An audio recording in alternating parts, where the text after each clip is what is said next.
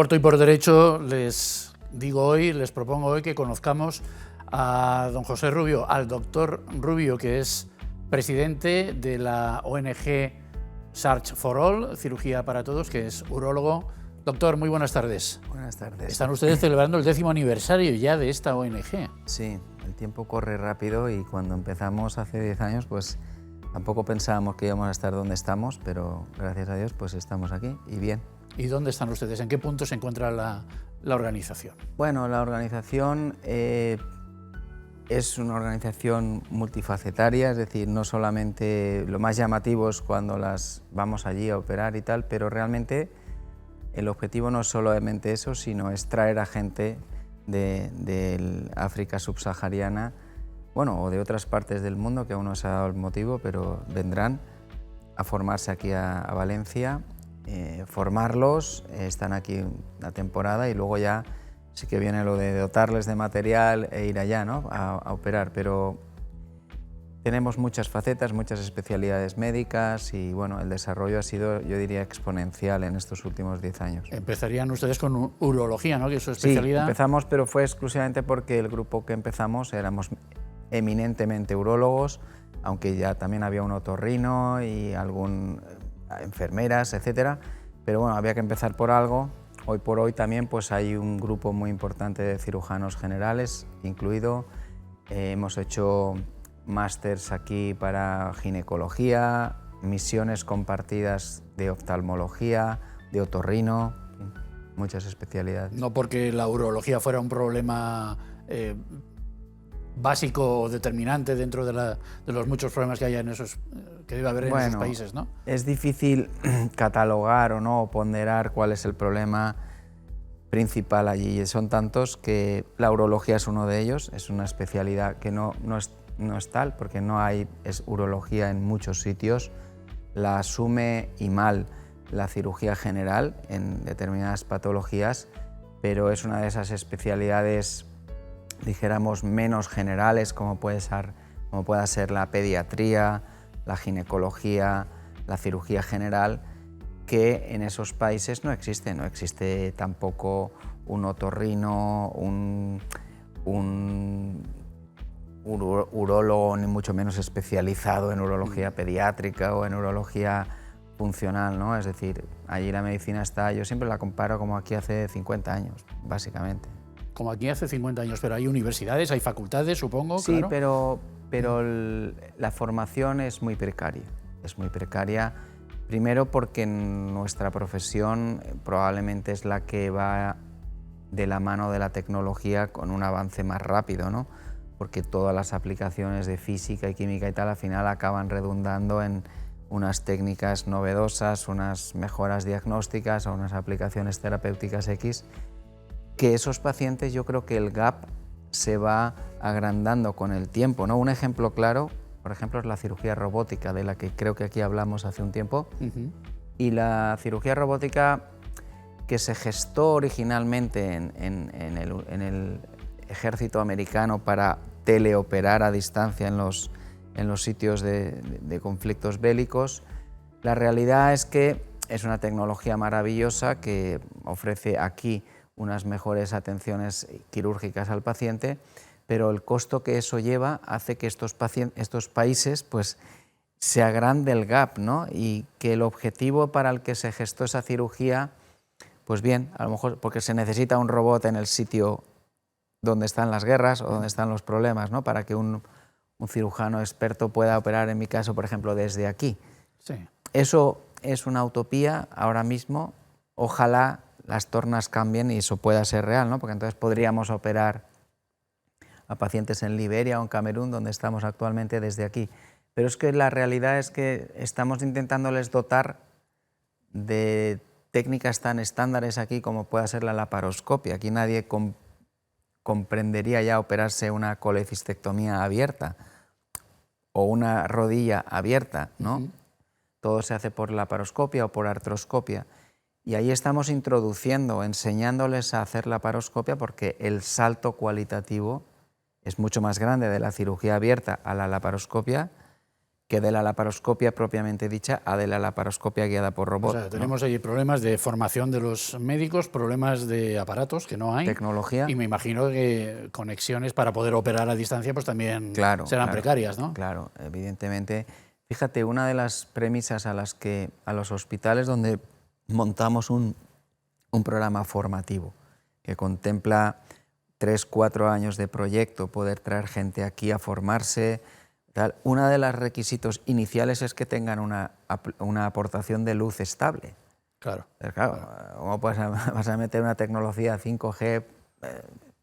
No tiene sentido, ¿no? Entonces, quiero decir, las diferencias son tantas que nosotros tenemos muy claro que la formación es básica, porque una buena formación permita que luego se desarrollen ellos en esa técnica, apoyadas porque nosotros les aportemos la tecnología y les enseñemos a usarla y a esterilizarla y a reutilizarla y a cuidarla, que eso es muy importante. No vienen solo médicos a formarse, vienen técnicos de quirófano, vienen quirofanistas, porque si, yo siempre lo he dicho, esto lo he visto muchas veces, de hospitales en África que distintas ONGs les han llevado tecnología y en el momento que se rompe o no saben, allí se queda.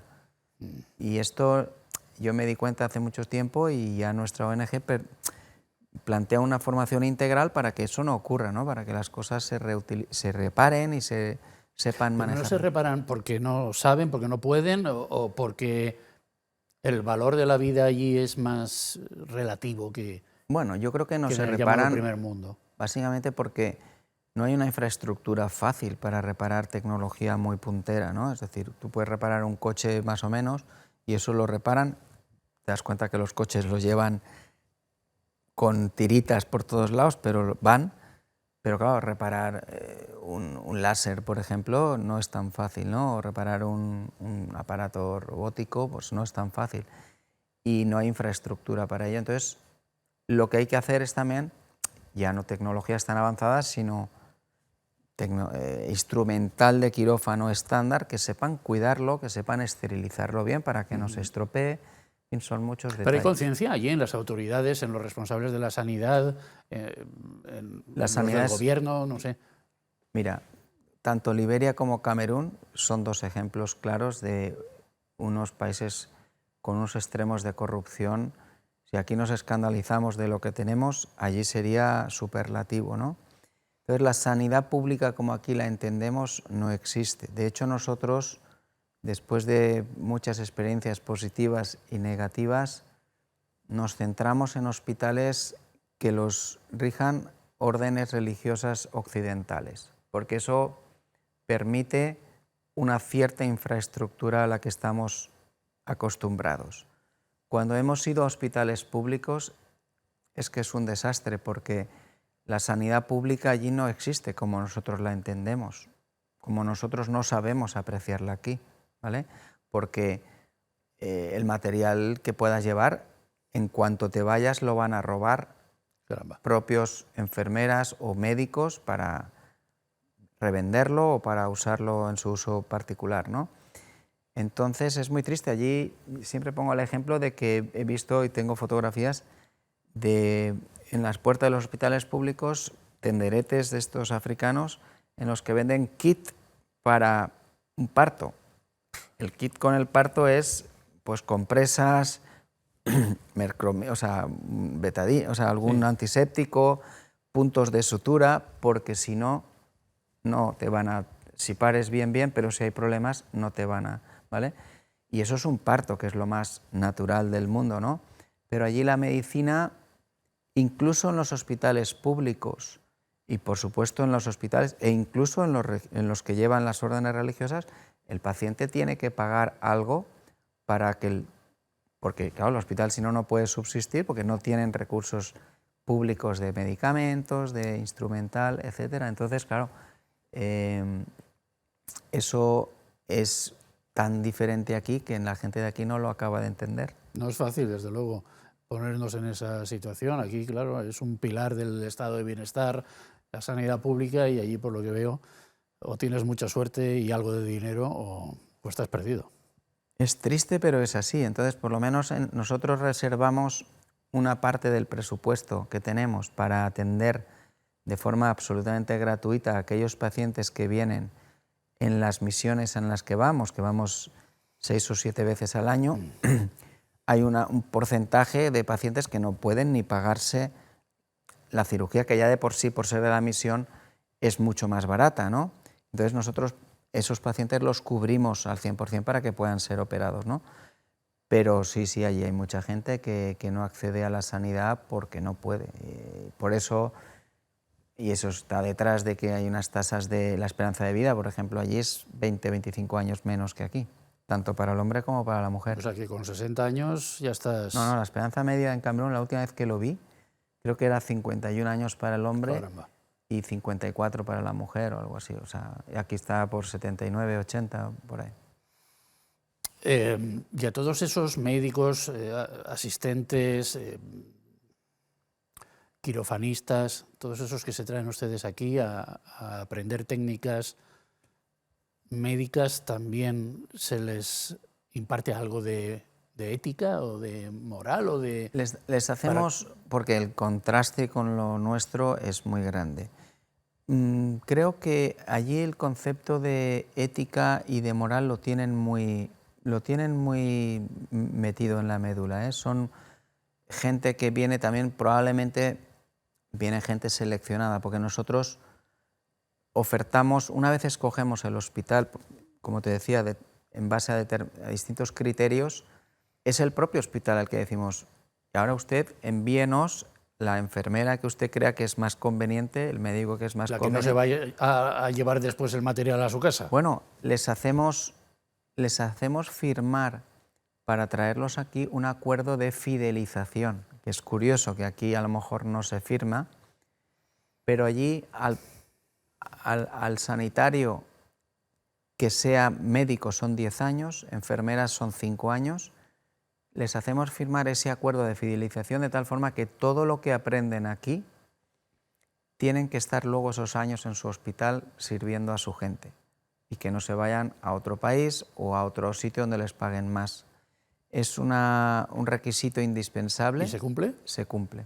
Se cumple porque lo firman, es curioso, ante notario allí para que lo cumplan y con unos débitos del sueldo si se van antes y cosas de esas. Es curioso. Y luego son hospitales llevados por, como decía, órdenes religiosas, bueno, que ya en su propia selección de personal supongo que hay algún tipo de cribado para bien, ¿no? Bueno, eso respecto, porque eso, la acción Pero de ustedes... perdona, también hemos tenido aquí gente que nos ha engañado, ¿eh? No, ya me imagino. ¿Vale? O sea, No, que eso por pasa en muchas... todos sitios. Pero bueno, parece que aquí pasa menos, no lo sé. La acción de ustedes es en doble dirección, doble sentido. Van ustedes allí, vienen ellos acá. Respecto a lo de ir ustedes allí, ¿cuántas veces van? ¿Cómo van? ¿En qué circunstancias? Nosotros empezamos siendo 2 veces al año y ahora vamos 7 u 8 veces al año, ¿vale?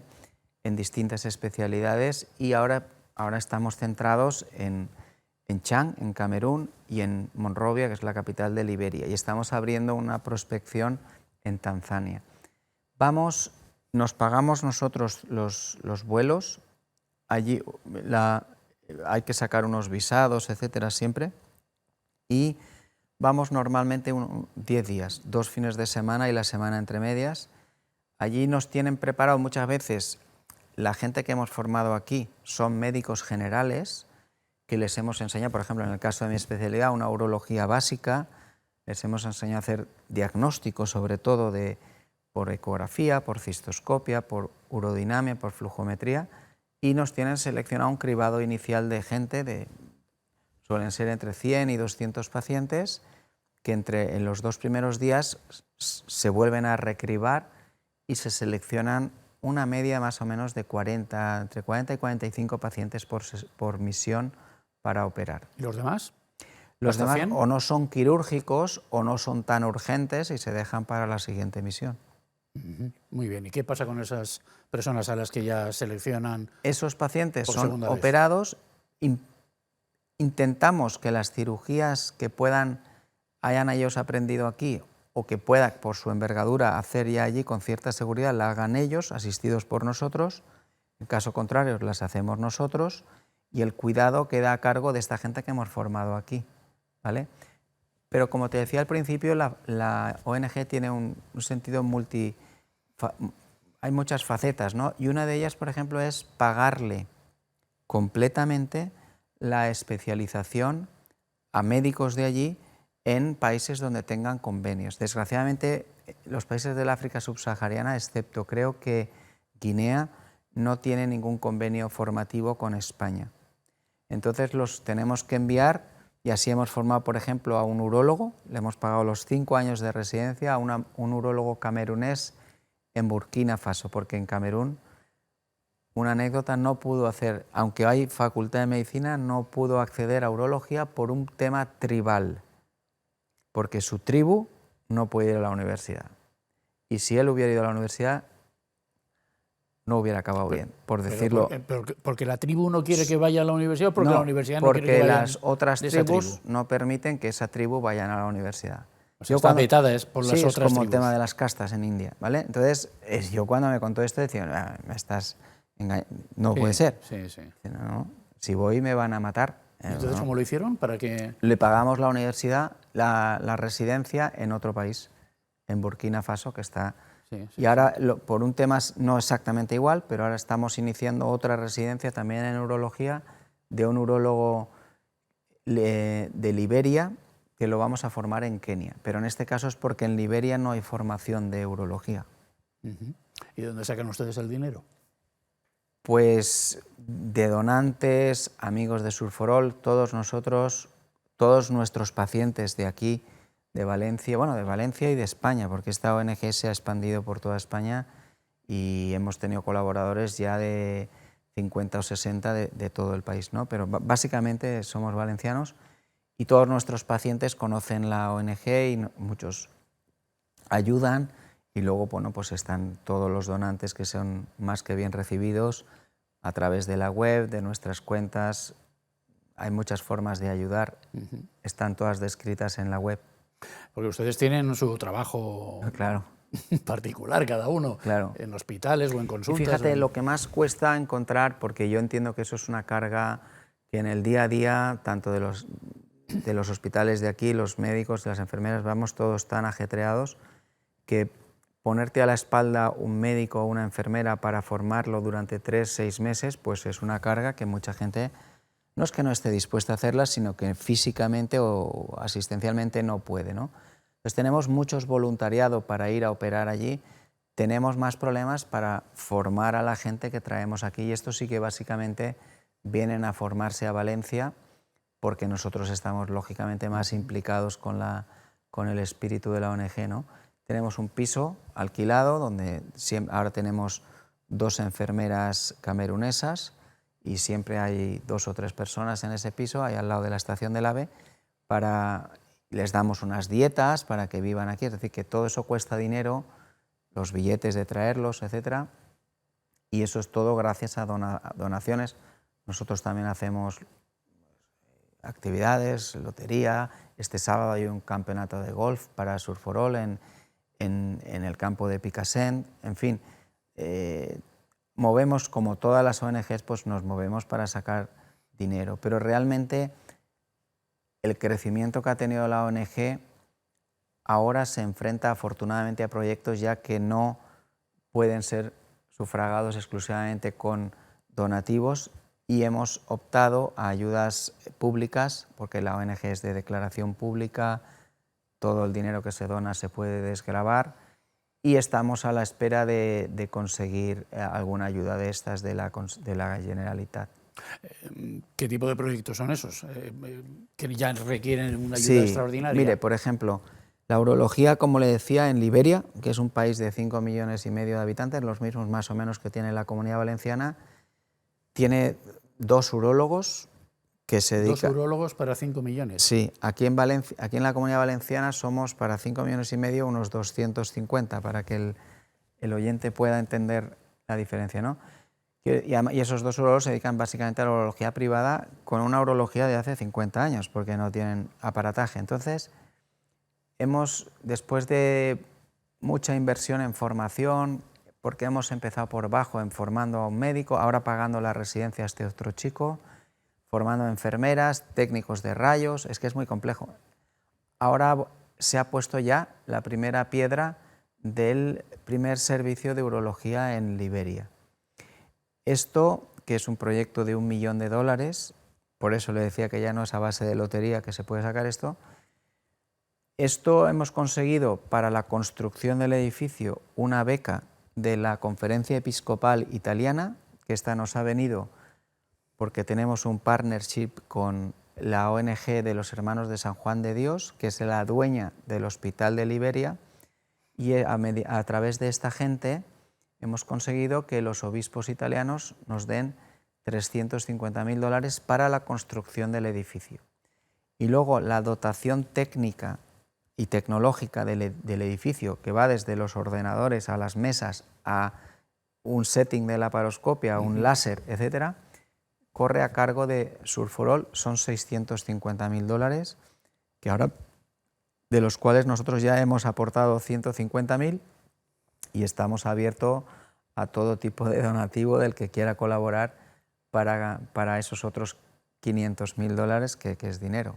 Hablaba usted de los voluntarios que se apuntan para ir a estas misiones. ¿Qué les impulsa?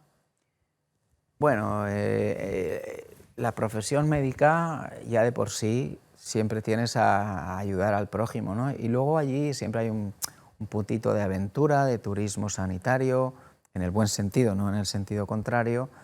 Y lo que sí que te puedo decir es que no conozco ningún cooperante que no haya querido repetir. Ajá. Porque es una cosa que engancha mucho, te sientes muy bien. El no trabajar por un fin lucrativo ni por un fin curricular es una sensación que engancha. Probablemente eso no sería perdurable en el tiempo por un tema exclusivamente pragmático, pero la experiencia es muy positiva en todos los sentidos y la gente siempre quiere repetir. ¿Lo mismo jóvenes que mayores? Sí, sí, incluso siempre en todas las misiones llevamos 1 o 2 no sanitarios, que nos facilita mucho, por ejemplo, pues la difusión, lo que usted está haciendo ahora, ¿no? Grabar vídeos, ahora todo el tema de las redes sociales, la intendencia, el recao que hay que ir a comprar no sé qué. Bueno, porque nosotros estamos allí operando de sol a sol cuando vamos, entonces no da tiempo. Entonces esto siempre viene, y los no sanitarios también siempre quieren volver. ¿Y no frustra eso de coger a los 100 y quedarte con 40 y los otros 60 ya Sí, cuando se pueda? siempre hay 1 o 2 pacientes que te quedas fastidiado de decir, caramba, este tío. No, o peor aún, ese tipo de patología que no puedes ni debes abordar allí. Y hay que saber ya eso, la experiencia de los años te lo dice. Al principio eres más atrevido y a veces tengo que lidiar con gente más joven, urólogos en mi caso, para frenar, porque no puedes abordar una cirugía que se pueda complicar allí de forma seria y tú te tienes que ir. Ya. No hay UCI, por ejemplo, no hay un acceso a antibióticos infinito como hay aquí, un acceso a derivados sanguíneos como aquí. Entonces hay que tener ciertas precauciones, ¿no? Cuando nos hemos enfrentado a algún paciente de estos complejo, sí que hemos traído a algún paciente aquí, al 9 de octubre, a operarlo, ¿vale? Ahora precisamente va a venir un paciente de cirugía general de Camerún, que el doctor Pou lo preparó, la última misión allí, con una técnica de botox en la pared para poder recerrar una eventración gigante multioperada, pero lo tiene que traer aquí porque allí no se puede hacer eso. Pero es peligroso, ¿no? Este tipo de misiones que hacen ustedes, ¿estos países son peligrosos? Siempre son, más que peligrosos, a mí me gusta llamarlos inestables, ¿vale? Aquí también estamos mal acostumbrados, afortunadamente, a esto, ¿no? Pero, por ejemplo, Liberia es un país que hasta el año 98 estaba en una guerra civil cruenta. La gente recuerda la película Diamantes de Sangre. Se desarrolla en Liberia y en Sierra Leona, ¿no? Están al lado, y es esa historia. Afortunadamente ese país ahora, ellos mismos lo dicen, están cansados de tanta guerra y está tranquilo, pero se puede desestabilizar. Camerún, el primer hospital donde hicimos un proyecto integral de urología está en el noroeste, es una zona anglófona y aquel país pues tiene un conflicto entre los francófonos y los anglófonos que aquí no conocemos porque no es un conflicto que venda ni hay prensa detrás, y hay una guerra civil encubierta. Entonces, cada vez que hay elecciones hay inestabilidad, y la inestabilidad no es que como aquí, que puede haber una huelga general, por ejemplo, ¿no? El máximo de la inestabilidad aquí es una huelga general, allí es la guerra en la calle. Entonces, las mismas monjas nos recomiendan no ir. Y esto lo tengo desgraciadamente reciente, porque este viernes que viene se iba a una misión liderada por un urólogo de mi servicio, el doctor Molina, a Camerún, y hemos tenido que abortarla porque las elecciones son este fin de semana y ya hay conflictos en la calle,